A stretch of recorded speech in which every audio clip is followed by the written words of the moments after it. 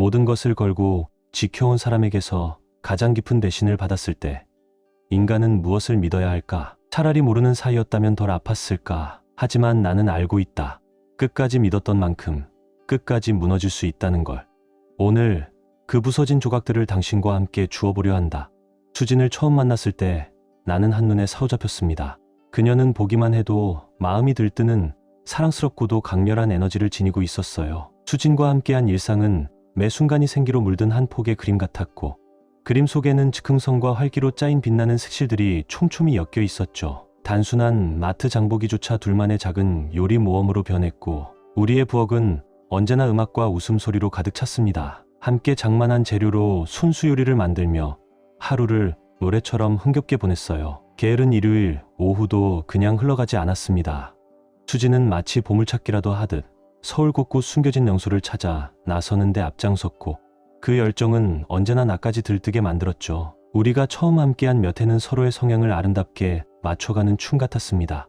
나의 차분하고 안정적인 성격과 수진의 생기 넘치는 활기가 조화를 이루었고, 나는 그녀가 사소한 일상에마저 마법을 불어넣는 그 능력에 깊은 위로를 느꼈습니다. 수진 역시 내가 주는 든든한 평온함을 은은히 기대고 있는 듯했죠. 그렇게 우리는 단순한 기쁨을 소중히 여기는 마음 위에 사랑으로 집을 지어 올렸습니다. 하지만 시간이 흐르면서 우리 인생의 교향곡에도 서서히 다른 음이 섞이기 시작했습니다. 한때 서로를 이어주던 멜로디는 점점 어긋났고, 완벽했던 하모니는 미묘한 불협화음으로 변해갔습니다. 수진의 모험심은 이제 단순한 소확행을 넘어 화려함과 사치라는 새로운 세상을 향해 뻗어나가기 시작했습니다. 예전에는 조용한 저녁 식사만으로도 행복해하던 그녀가 이제는 청담동 고급 파티, 유명 인사들이 모이는 행사, 그리고 타인의 시선을 한껏 받는 것에 매료되기 시작한 겁니다. 처음엔 그저 일시적인 변화일 거라 믿었습니다.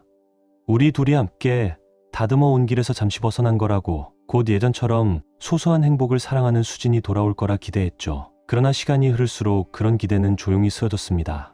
늦은 귀가가 잦아졌고, 늘 애매한 설명과 함께 휴대폰을 몰래 확인하는 그녀의 모습이 반복되기 시작했죠. 나와 공유하던 이야기 대신 알 수 없는 미소를 띤 채 누군가와 메시지를 주고받는 그녀. 예전 같으면 밤늦게까지 이어졌을 우리의 대화는 점점 얕고 건조해졌고, 말들은 허공에 흩어지듯 공허하게 사라졌습니다. 그리고 모든 것이 되돌릴 수 없음을 깨달은 그날 밤, 나는 아직도 그 순간을 잊을 수 없습니다. 지독하게 힘든 하루를 보내고 돌아온 저녁이었습니다. 오랜만에 집의 따뜻함과 아내의 온기 속에 기대고 싶어 나는 무거운 몸을 이끌고 현관문을 열었습니다. 그런데 그 순간 내가 믿어왔던 모든 것들이 산산이 부서지는 장면이 눈앞에 펼쳐져 있었습니다. 수지는 복도 끝 거울 앞에 서서 립스틱을 꼼꼼하게 바르고 있었습니다. 은은한 조명 아래 거울 속 그녀의 모습은 따스한 빛에 감싸여 더욱 눈부셨습니다. 몸매를 완벽하게 드러내는 짙은 검정색 원피스를 입고 믿기 어려울 만큼 높은 하이힐을 신은 채 길고 매끄러운 다리를 뽐내고 있었죠. 오랫동안 보이지 않던 다이아몬드 귀걸이도 귀 밑에서 반짝이며 수정처럼 반사된 조명 속에서 은은하게 빛났습니다. 나는 무거운 몸을 겨우 이끌며 재킷을 벗어던졌고, 숨죽인 정적 속에 두 사람 사이의 감도는 말하지 못한 이야기들이 더욱 선명해졌습니다. 어디 나가? 나는 입술을 떼며 물었습니다. 피곤을 넘어선 지친 마음이 고스란히 목소리에 묻어났습니다. 하지만 수지는 고개조차 돌리지 않았습니다. 거울 속 자신의 모습을 바라보며 입술에 마지막으로 글로스를 덧바르고 있었습니다. 그냥 친구들이랑 가볍게 한잔하려고. 대수롭지 않은 듯 툭 내뱉는 그녀의 말에 나는 벽에 걸린 시계를 슬쩍 바라봤습니다. 오후 7시 45분. 이 시간에 또 그 흔한 변명. 등골을 타고 스르르 불길한 서늘함이 흘렀습니다. 나는 조용히 부엌으로 걸어 들어갔습니다. 차가운 타일 바닥이 몸의 온기와 대비되며 싸늘하게 느껴졌습니다. 냉장고를 열어 맥주 한 캔을 꺼내 들고 부엌 조리대에 기대어 아무렇지 않은 척했지만 마음은 이미 무너지고 있었습니다. 누구랑? 나는 최대한 평온한 어조로 물었습니다. 짧지만 길게 느껴지는 침묵이 흐른 뒤 수진의 목소리가 복도 쪽에서 들려왔습니다. 억지로 자연스러움을 가장한 목소리. 서준아, 그게 그렇게 중요해? 그 짧은 한마디 안에 모든 대답이 담겨 있었습니다. 미묘한 머뭇거림, 억지로 만들어낸 쿨한 태도, 그리고 나를 향한 감정 따윈 신경 쓰지 않는 냉담함. 순식간에 모든 퍼즐이 맞춰졌습니다. 수지는 단순히 밖에 나가는 것이 아니라 조금씩 그러나 확실하게 내 인생에서 자신을 지워가고 있었던 겁니다. 그리고 가장 견딜 수 없었던 건 그 모든 과정 속에서 그녀가 느끼는 완벽한 무심함이었습니다. 나는 부엌 입구에 기대어 거울을 바라봤습니다. 수지는 마지막으로 거울 속 자신의 모습을 점검하며 미소를 지었습니다.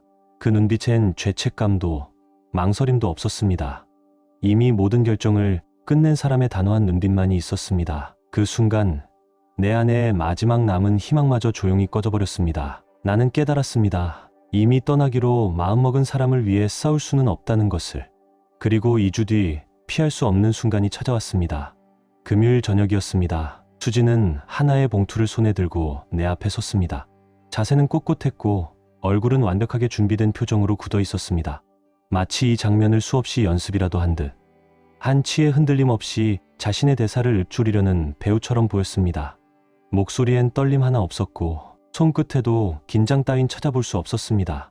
그녀는 이 순간마저 자신이 지배하기를 원했습니다.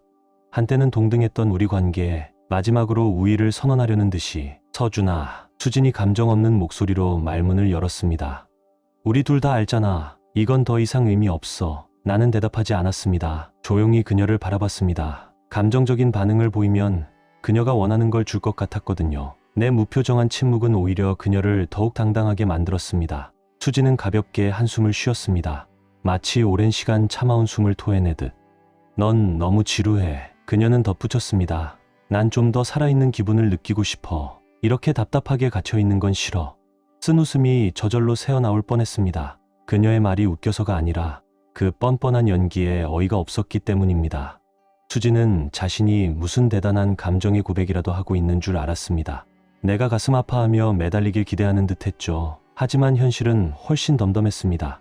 그녀는 이미 오래전에 마음을 떠나보낸 상태였고 이번 결정은 그냥 오랫동안 준비해 온 과정의 마지막 단계에 불과했습니다. 나는 조용히 손을 뻗어 그녀가 내민 봉투를 받아들었습니다. 빳빳한 종이 질감이 그녀의 결심만큼이나 차갑게 느껴졌습니다. 봉투를 열어 안에 서류를 꺼내들었고 나는 마치 남의 일이라도 되듯 무덤덤하게 내용을 훑어봤습니다. 그리고 그 순간 수진이 얼마나 치밀하게 이탈을 준비했는지가 고스란히 드러났습니다. 그녀는 단순히 나를 떠나려는 게 아니었습니다. 나를 발판 삼아 새로운 화려한 인생을 시작하려 하고 있었던 겁니다. 위자료와 재산 분할을 요구하며 마치 빈 수표를 내 손에서 가져가려는 듯한 뻔뻔한 계획이 서류 속에 적혀 있었습니다. 내가 지루하게 만들었다던 그 남자의 통장에 손을 뻗으며 수지는 자신의 새 출발, 자금을 마련하려 했던 겁니다. 하지만 그녀가 결정적으로 간과한 게 하나 있었죠. 바로 우리가 결혼 전에 체결했던 혼전재산 계약서였습니다. 나는 서류에서 눈을 떼어 잠깐 그녀를 바라봤습니다. 입가에 떠오르는 웃음을 애써 삼키고 무표정한 얼굴을 유지했습니다. 그러나 자만심에 눈이 먼 수지는 내 표정 변화조차 눈치채지 못했습니다. 결혼 준비를 하던 그 시절이 떠올랐습니다. 시장 고르고 청담동 드레스를 고르며 들떴던 그때 나는 조심스럽게 말했었죠. 수진아, 이건 혹시 모를 대비야. 나는 정말 어렵게 이 자리까지 왔어. 혹시라도 무슨 일이 생기면 지켜야 할 것도 있잖아. 수지는 그때 하얀 실크 드레스 샘플을 들여다보며 웃었습니다. 설마 우리한테 그런 일 생기겠어? 그녀는 서류를 대충 훑어보고 아무런 질문도 없이 사인해버렸습니다. 마음은 이미 완벽한 웨딩데이에 빠져 있었으니까요. 그리고 지금 그 무심했던 사인이 이제야 그녀를 덮쳐올 참이었습니다. 나는 천천히 서류를 접어 봉투에 넣었습니다. 마치 우리 결혼 생활의 마지막 페이지를 덮는 것처럼 긴 숨을 내쉬고 그녀를 바라봤습니다. 그러자 수진이 턱을 치켜들며 말했습니다. 그래, 너도 이혼하고 싶은 거잖아? 좋아. 나는 변함없는 눈빛으로 그녀를 바라봤습니다. 분노도 슬픔도 드러내지 않고 나는 담담하게 답했습니다. 나 싸우지 않을 거야. 순간 수진의 눈에 아주 잠깐 놀람이 스쳤습니다. 그녀가 힘겹게 지탱해온 자만심의 껍데기에 작은 금이 같지만 곧바로 다시 비웃는 듯한 미소로 얼굴을 채웠습니다. 수지는 내 무덤덤한 반응을 패배로 착각했습니다. 자신이 이겼다고 굳게 믿었습니다. 나는 봉투를 부엌 조리대 위에 내려놓았습니다. 딱딱한 법률 용어들이 써진 서류가 내 안에서 소용돌이치는 감정과 극명하게 대비되었습니다. 가볍게 고개를 끄덕이며 덧붙였습니다. 변호사한테 넘길게. 목소리는 무덤덤했습니다. 곧 정리될 거야. 수지는 머리를 가볍게 털며 마치 이미 모든 걸 손에 넣은 것처럼 여유를 부렸습니다. 이미 마음은 청담동 고급 아파트, 제주도 리조트, 그리고 새로운 인생을 계획하는 데 가 있었습니다. 그녀는 승리감에 젖어 달콤한 어조로 말을 덧붙였습니다. 봐. 역시 내가 이해해 줄 줄 알았어. 우리 둘 다 이게 최선이야. 서준아. 그리고는 뒤돌아섰습니다. 집안에 남겨진 폐허 따윈 돌아보지 않은 채 똑딱똑딱 하이힐 굽소리만을 남기며 걸어 나갔습니다. 그 발소리는 마치 자기 연극의 커튼콜이라도 되는 듯 오만하고 자기만족에 젖어 울려 퍼졌습니다. 수지는 완벽하게 이긴 사람처럼 당당했습니다. 마치 모든 수를 읽어낸 승부사처럼 내가 순순히 무너질 거라 믿으며 한치의 의심도 없이 확신에 차 있었죠. 하지만 그녀는 오산했습니다. 나는 그렇게 쉽게 무너지지 않을 거였으니까요. 배신 앞에서도 차분함을 잃지 않는 끝까지 내 선택을 지킬 준비가 되어 있던 사람이었으니까요. 그리고 머지않아 그녀의 입가를 물들이던 그 오만한 미소가 산산이 부서질 날이 다가오고 있었습니다. 수지는 늘 자신의 머리를 자랑스러워했습니다. 어떤 상황이든 자신에게 유리하게 이끌어낼 줄 아는 능력, 한 발짝 앞서 나간다는 통제감 속에서 살아왔습니다. 하지만 바로 그 자만이 결국 그녀로 하여금 나를 너무 얕보게 만든 거였죠. 나는 그런 수진의 확신을 일부러 깨뜨리지 않았습니다. 조용히, 덤덤하게 그녀가 스스로 만든 환상의 세계 속에서 한껏 승리감을 누리게 놔뒀습니다. 오히려 그 모습을 바라보는 것이 꽤나 흥미로웠습니다. 곧 닥쳐올 몰락의 순간을 알고 있는 내가 아무것도 모른 채 웃는 그녀를 지켜보는 일은 묘한 쾌감을 줬습니다. 이틀이 지나고 수지는 눈에 띄게 달라졌습니다. 집안을 가볍게 떠도는 걸음걸이, 새로운 자유를 얻은 듯 활짝 열린 표정, 마치 긴 감옥 생활을 끝낸 사람처럼 숨쉬는 모든 순간이 행복해 보였습니다. 몸짓 하나, 미소 하나, 말투 하나까지 그녀는 스스로가 이긴 사람임을 세상에 자랑하고 있었습니다. 심지어 이제는 나를 의식조차 하지 않았습니다. 모든 감정이 오만에 가까운 확신으로 치닫고 있었죠. 수지는 늘 자신을 응원해주는 친구 지혜를 찾았습니다. 지혜는 언제나 수진의 모든 결정을 무조건 지지해주는 사람이었으니까요. 조금이라도 흔들리는 순간이 오면 지혜가 다시 수진을 밀어올려줄 거라는 걸 수진은 믿어 의심치 않았습니다. 그래서였을까요? 이혼 서류를 건넨 지 이틀 뒤 나는 우연히 둘의 대화를 엿듣게 되었습니다. 소파에 널브러진 수진은 아이패드를 쥔 채 청담동 명품 아파트 분양 사이트를 스크롤하고 있었습니다. 아직 계약은커녕 보증금조차 준비되지 않은 고급 공간들. 하지만 그녀는 이미 자신이 그곳에서 살고 있는 듯 들떠 있었습니다. 지혜야, 진작에 했어야 했어. 수지는 한껏 자기의 찬 목소리로 말했습니다.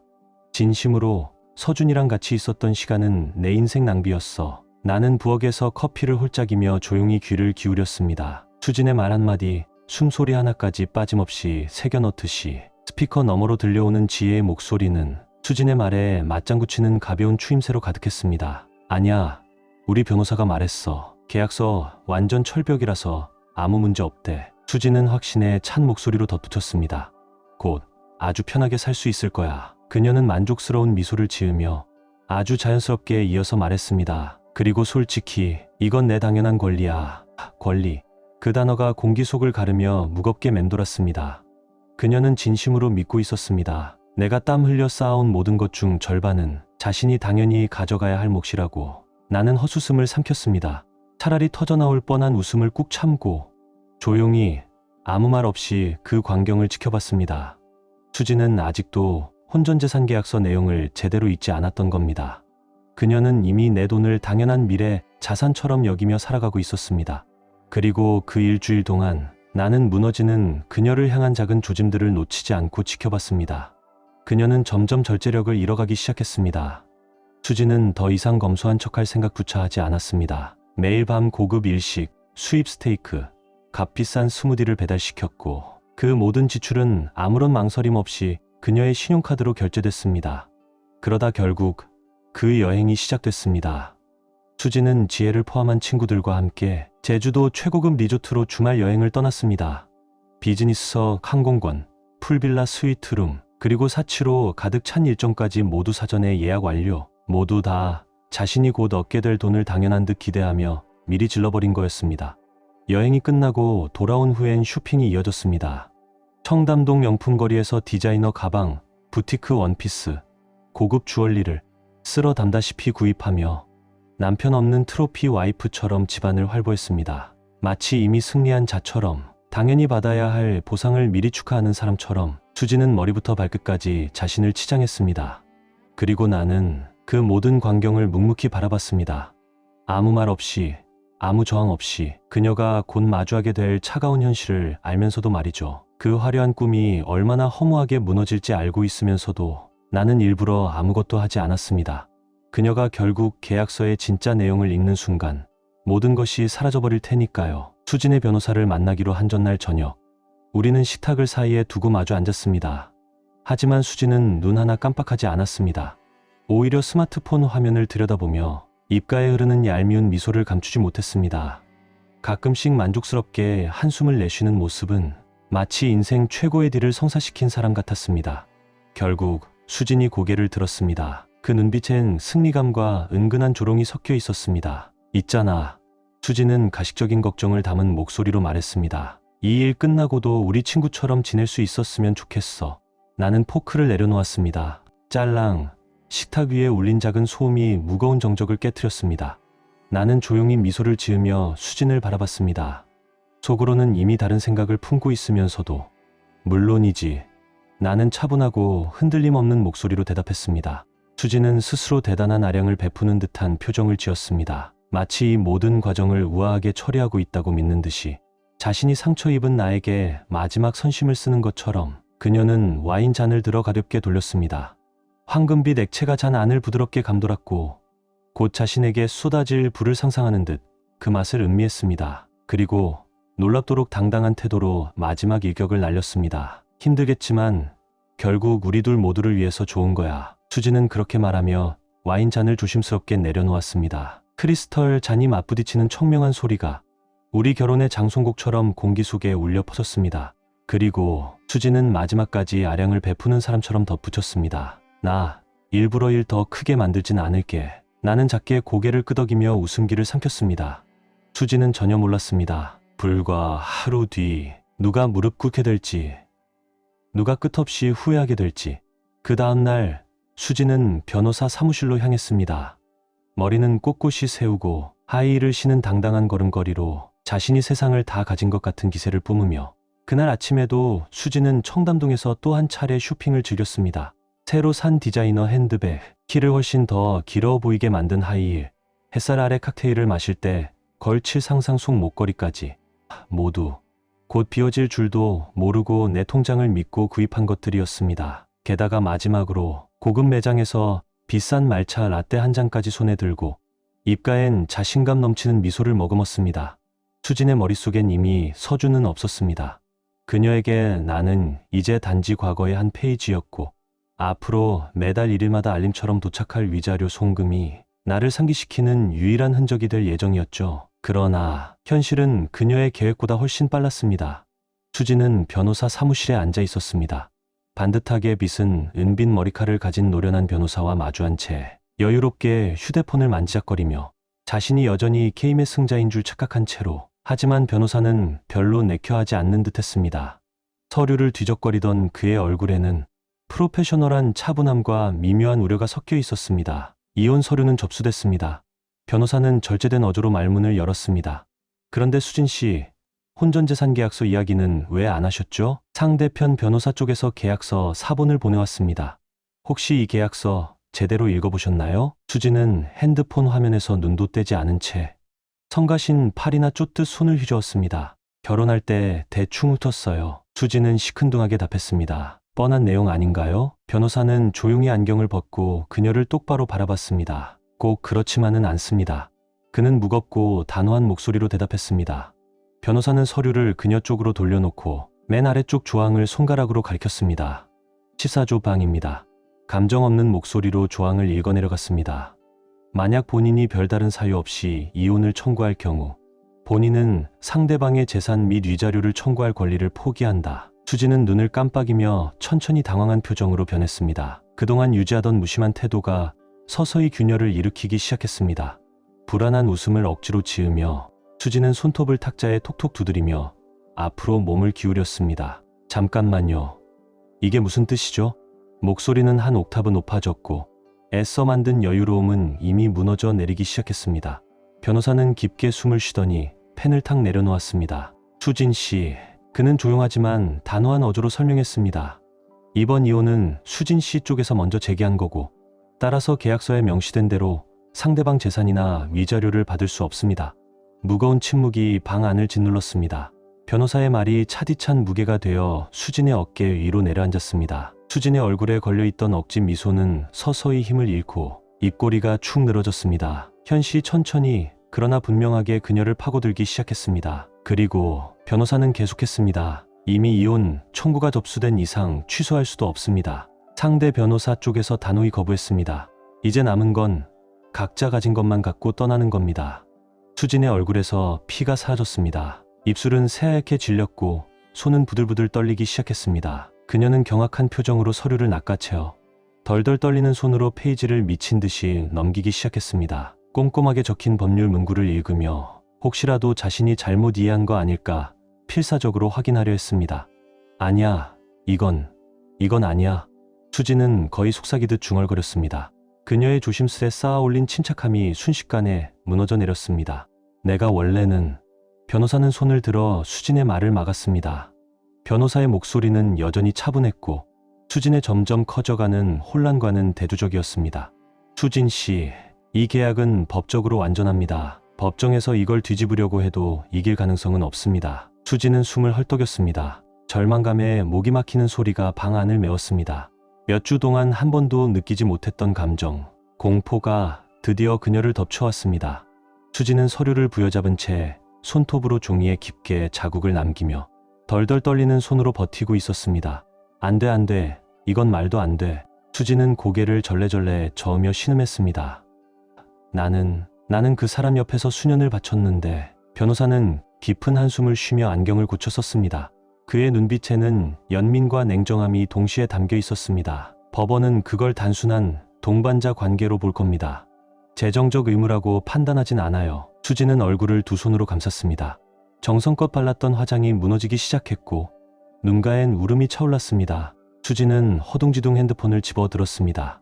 터치스크린을 누르는 손가락은 덜덜 떨렸고 완벽히 정돈된 매니큐어가 유리 위를 절박하게 두드렸습니다. 숨소리는 거칠었고 생각은 이미 망가진 퍼즐처럼 산산조각 나고 있었습니다. 서준한테 전화해야 해. 수진은 떨리는 목소리로 중얼거렸습니다. 그러나 변호사는 고개를 저었습니다. 강력히 말리겠습니다. 그의 목소리는 여전히 냉정하고 단호했습니다. 아니야. 수진은 고개를 세차게 저었습니다. 그 사람 그럴 리 없어. 서준이 날 이렇게 내칠 리 없어. 하지만 나는 이미 그렇게 했습니다. 수진이 대충 넘겼던 그 계약서의 조항대로 법이 정한 그 한 줄을 지키면서 차가운 정의를 잔혹할 정도로 냉정하게 이행했을 뿐입니다. 지금 바로 이 순간 수진이 공들여 쌓아 올린 화려한 환상이 산산이 무너져 내리고 있었습니다. 청담동 아파트, 제주도 리조트, 명품 쇼핑과 자유로운 인생, 모두 한순간에 물거품이 되었습니다. 수진은 스스로 상상했던 모습, 청담동에서 칵테일을 마시며 호화로운 요트 위를 걷는 여신 같은 자신을 꿈꿨습니다. 모두 서준의 돈으로. 하지만 그 환상은 순식간에 산산조각이 났습니다. 그리고 무엇보다 잔혹한 사실은 수진은 아직 진짜 바닥까지 떨어진 게 아니라는 것이었습니다. 그녀의 어리석음은 이제 막 모습을 드러내기 시작했을 뿐이었죠. 나는 사무실 책상에 앉아 있을 때 핸드폰이 진동하는 걸 느꼈습니다. 화면에는 수진이라는 이름이 번쩍였습니다. 나는 그저 가만히 바라봤습니다. 울리는 벨소리마저 당당히 내 인생에서 걸어나갔던 그녀를 떠올리게 하는 차가운 알림 같았습니다. 나는 전화를 받지 않았습니다. 벨소리가 끊기고 나서야 남겨진 음성 메시지 내용을 확인했습니다. 서준아, 우리 얘기 좀 해야 해. 수진은 간절하고 다급한 목소리로 애원했습니다.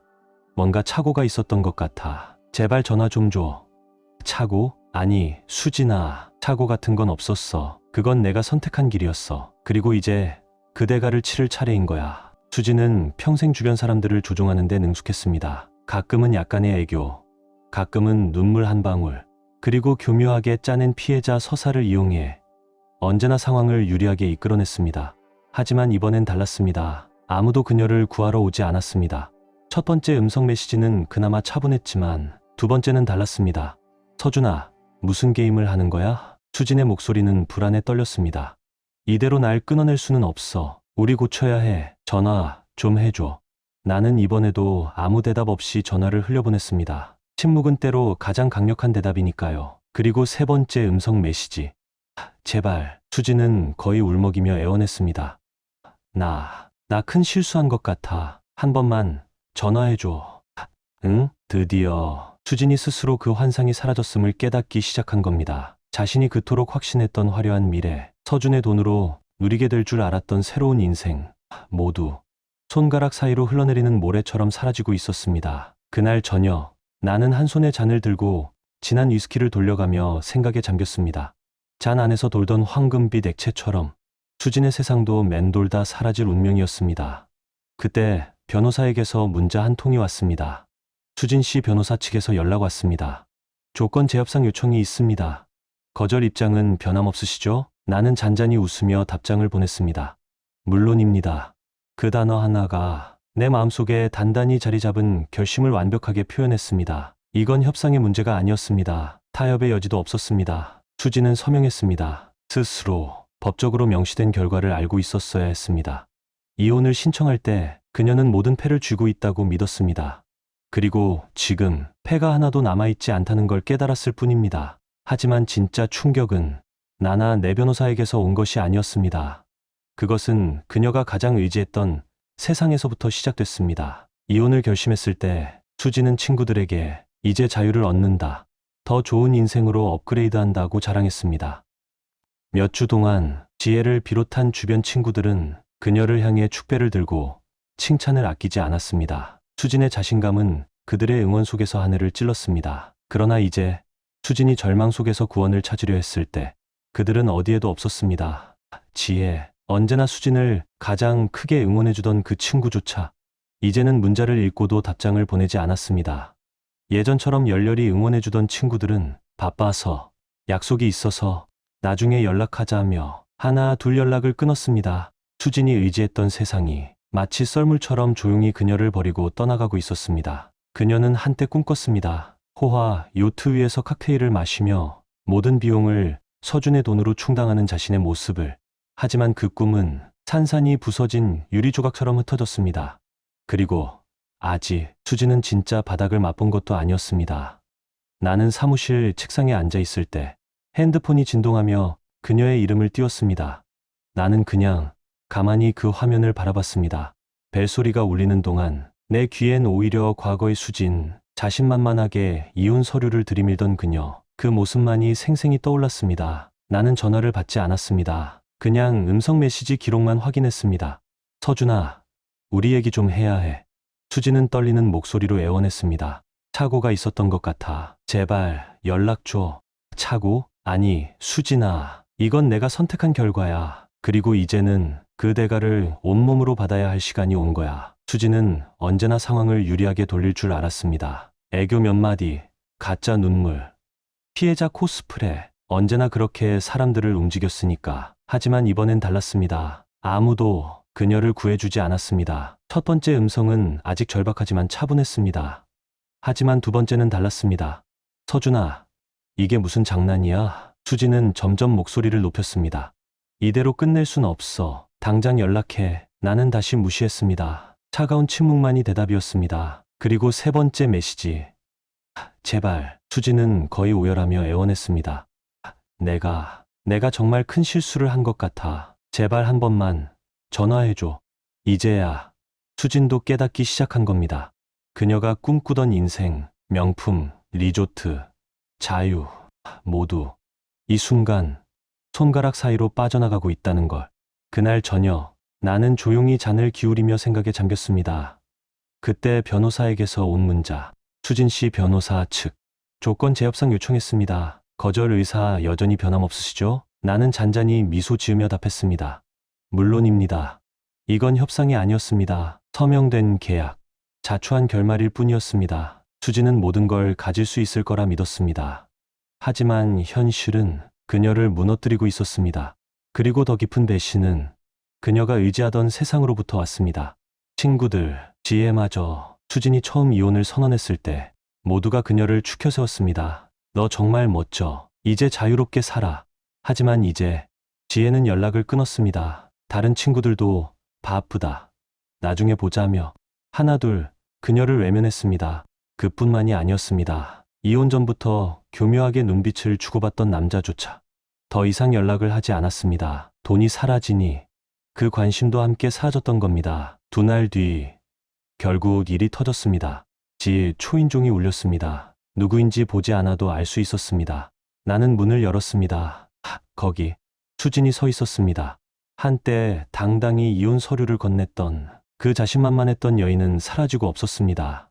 명품 옷도 고급 피부 관리로 빛나던 피부도 사라지고 대신 헝클어진 머리, 퉁퉁 부은 눈, 무너진 어깨가 보였습니다.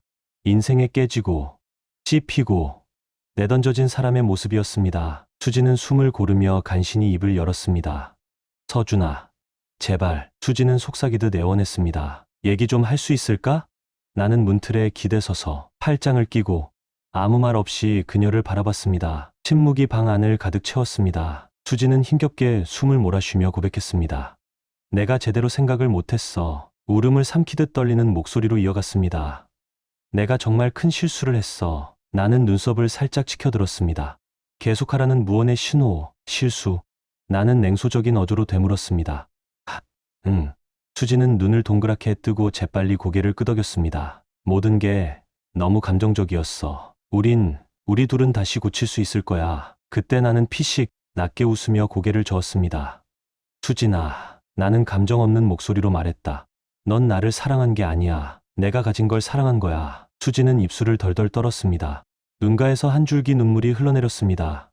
아니야, 그게 아니라. 그녀는 흐느끼며 변명하려 했습니다. 나는 다시 고개를 저었습니다. 내 결심은 이미 굳어져 있었습니다. 넌 이미 선택했어. 나는 담담히 선언했습니다. 수지는 무너졌습니다. 소리 죽여 흐느끼며 애원했습니다. 제발 서준아. 나 갈 곳이 없어. 나는 천천히 고개를 끄덕였습니다. 그리고 단호한 눈빛으로 그녀를 바라보며 말했다. 알아. 그리고 아무런 망설임 없이 조용히 문을 닫았습니다. 철컥 문이 잠기는 소리가 모든 것을 끝맺는 선언처럼 울렸습니다. 수지는 스스로를 절대 무너지지 않을 존재라 믿었습니다. 내 돈으로, 내 헌신으로 자신만의 자유를 쟁취할 수 있을 거라 믿었죠. 하지만 지금 그녀는 모든 걸 잃었습니다. 집도, 돈도, 사람도, 그리고 무엇보다 스스로를 구원할 수 있는 마지막 자존심마저. 다음날 내 폰은 쉴 새 없이 울렸습니다. 공통 친구들로부터 온 메시지. 수진이 동네 카페에서 대형 사고를 쳤다는 소식. 그녀는 사람들 앞에서 비명을 지르고 울부짖으며 나를 잔인한 악당으로 몰아세웠습니다. 하지만 지혜를 포함한 모든 친구들은 당혹스럽게 눈을 돌릴 뿐이었습니다. 그녀는 부모에게조차 매달렸지만 돌아온 것은 차가운 한마디뿐이었습니다. 내가 알아서 해라. 충격과 배신 속에 수지는 눈물범벅이 되어 부모 집을 뛰쳐나왔습니다. 그제서야 깨달았을 겁니다. 그녀가 쌓아올린 세상은 얼마나 부서지기 쉬운 허상이었는지를. 그날 밤 나는 침대에 들려할 때 또 한 번 폰이 울렸습니다. 수진이라는 이름이 빛났습니다. 또 하나의 메시지. 이번엔 무척이나 긴 후회와 참회로 가득 찬 고백이었습니다. 서준아, 더 이상 뭐라고 해야 할지 모르겠어. 수지는 메시지를 보냈습니다. 디지털 화면에 번진 절박함의 메아리 같았습니다. 미안해. 내가 그리워. 우리 둘이 그리워. 그날 밤 이후로 나는 완전히 무너졌어. 다시 기회받을 자격 없는 거 알아. 하지만 마지막으로, 정말 마지막으로 얘기하고 싶어. 그냥 내 목소리 한 번만 들으면 돼. 나는 그 문자를 한 번 읽었습니다. 그리고 다시 한 번. 하지만 아무런 감정도 느껴지지 않았습니다. 주저함 없이 나는 삭제 버튼을 눌렀습니다. 답장도, 반응도, 심지어 마무리 인사조차 없이. 그녀는 그런 걸 받을 자격이 없었습니다. 수지는 이미 수없이 많은 기회를 가졌습니다. 말할 기회, 옳은 선택을 할 기회, 우리를 지킬 기회를. 하지만 그녀는 나를 한낱 소모품처럼 내던졌습니다. 더 자극적이고 화려한 삶으로 가는 디딤돌쯤으로. 그러니 이제 그 선택의 결과를 고스란히 살아야 하는 것도 그녀 자신이었습니다. 한 달이 흘렀습니다. 나는 완전히 내 삶을 되찾았습니다. 더 이상 과거에 매달리지도 후회에 허우적대지도 않았습니다. 나는 다시 나를 위해 살기 시작했습니다. 헬스장에서 땀을 쏟으며 몸을 갈고 닦았고 그동안 쌓였던 감정의 찌꺼기를 모두 털어냈습니다. 또다시 여행을 시작했습니다. 새로운 도시, 새로운 문화, 내 하루하루를, 내 영혼을 풍요롭게 채워갔습니다. 오래된 친구들과 다시 웃고 그 웃음소리가 부드럽게 내 상처를 감쌌습니다. 아침마다 누군가에게 이용당하고 있다는 무거운 중압감 없이 깨끗하고 가벼운 숨을 쉴 수 있다는 것, 그 자유가, 그 평화가 무엇보다 소중했습니다. 그러던 어느 밤 회사 동료들과 함께 도심 루프탑 바에 있었습니다. 서울 야경이 반짝이는 은하수처럼 펼쳐진 곳, 제스민 향기가 바람을 타고 스치고 잔잔한 음악이 배경을 흐르는 완벽한 도시의 심포니 속에서 나는 한 손에 잔을 들고 즐거운 대화를 나누던 중이었습니다. 그때 문득 시야 한편에서 익숙한 그림자가 눈에 들어왔습니다. 수진. 그녀는 구석진 테이블에 혼자 앉아 있었습니다. 희미한 조명 아래 반쯤 비어있는 칵테일 잔만이 그녀 앞에 덩그러니 놓여 있었습니다. 그녀는 달라져 있었습니다. 하지만 긍정적인 변화가 아니었습니다. 자기 발견이나 성숙함이 느껴지는 변화가 아니라 마치 세상에 깎이고 짓밟힌 듯한 쓸쓸하고 초라한 모습이었습니다. 명품, 옷도, 빛나던 피부도, 자신감 넘치던 미소도 모두 사라졌습니다. 그 대신 남은 건 껍데기뿐이었습니다. 모든 가식과 허세가 벗겨진 채 맨 얼굴로 후회의 무게를 짊어진 여자. 순간 수진의 시선이 올라왔습니다. 우리의 눈이 잠깐 교차했습니다. 그 짧은 찰나에 나는 모든 것을 읽을 수 있었습니다. 인식, 후회, 그리고 되돌릴 수 없는 것을 깨달은 절망. 수진은 입술을 달싹이며 뭔가 말을 하려 했습니다. 하지만 나는 기다리지 않았습니다. 고개를 끄덕이지도 미소를 지어주지도 아무런 위로도 비난도 하지 않았습니다. 그저 아무 일도 없던 듯 다시 고개를 돌렸습니다. 마치 그녀가 내 삶에 존재한 적조차 없던 것처럼. 그리고 나는 깨달았습니다. 진짜 복수는 돈도 계약서도 재산도 아니었다는 걸. 진짜 복수는 무관심이었다는 것을. 더 이상 그녀가 내 감정에 단 한 점의 흔들림조차 일으킬 수 없는 상태. 수지는 돈만 잃은 게 아니었습니다. 우리가 함께 쌓아올린 시간, 서로를 아껴주던 사랑, 내가 한때 그녀를 위해 품었던 진심, 그리고 무엇보다 자신을 진심으로 사랑해주던 사람과 함께 늙어갈 기회, 모두 잃어버린 것이었습니다. 그리고 나는 진짜 살아가고 있었습니다. 과거에 발목 잡히지 않고 의미 있는 새로운 인연들과 진정한 행복을 향해 걸어가고 있었습니다. 더 이상 나를 소모품처럼 취급했던 여자를 위해 단 1초도 낭비하지 않으면서 모든 것을 걸고 지켜온 사람에게서 가장 깊은 대신을 받았을 때 인간은 무엇을 믿어야 할까? 차라리 모르는 사이였다면 덜 아팠을까? 하지만 나는 알고 있다. 끝까지 믿었던 만큼 끝까지 무너질 수 있다는 걸. 오늘 그 부서진 조각들을 당신과 함께 주워보려 한다.